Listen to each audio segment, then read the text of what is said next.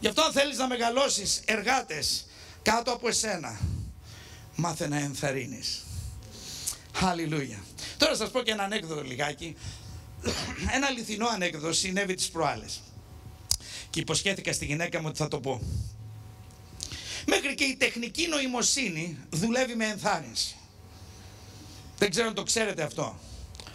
Σκέφτηκα να το κάνω ένα ζωντανό παράδειγμα και να το βάλω επάνω στις οθόνες σας, αλλά προτιμώ να το περιγράψω και πιστεύω ότι θα με καταλάβετε.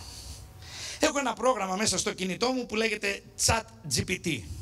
Νομίζω οι νεότεροι τα ξέρετε ότι κάθε κινητό έχει πλέον ένα application το οποίο βοηθάει τεχνική νοημοσύνη έτσι να χτίσεις πράγματα. Και προχθές η Μέρη ήταν να φύγει από το σπίτι και μου λέει, Παύλο, θα πάρω το δικό σου το αυτοκίνητο.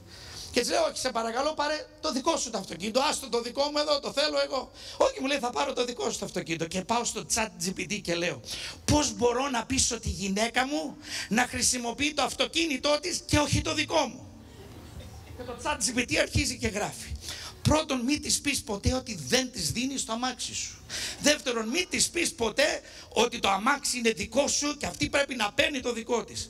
Αντίθετα, ενθάρρυνέ της. Πες της πόσο καλό είναι το αυτοκίνητό της. Θύμισέ την πώς το αγόρασε. Αν μάλιστα είναι μικρότερο, που στην περίπτωσή μας ήταν μικρότερο, ενθάρρυνέ της ότι θα βρει πιο εύκολα πάρκινγκ με το δικό της το αυτοκίνητο παρά με το δικό σου το αυτοκίνητο. Σε ό,τι πεις, πρόσεξε, μην της πεις πρέπει να το κάνεις, αλλά ενθάρρυνέ της και να δεις ότι στο τέλος θα πάρει το δικό της αυτοκίνητο.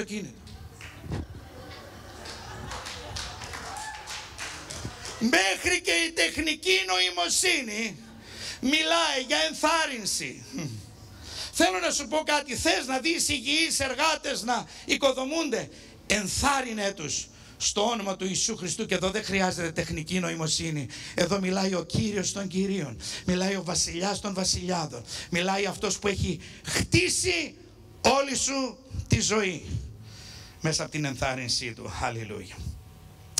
Μπορείτε να μπείτε στο ChatGPT και κάνετε ακριβώς την ίδια ερώτηση για του λόγου του αληθές.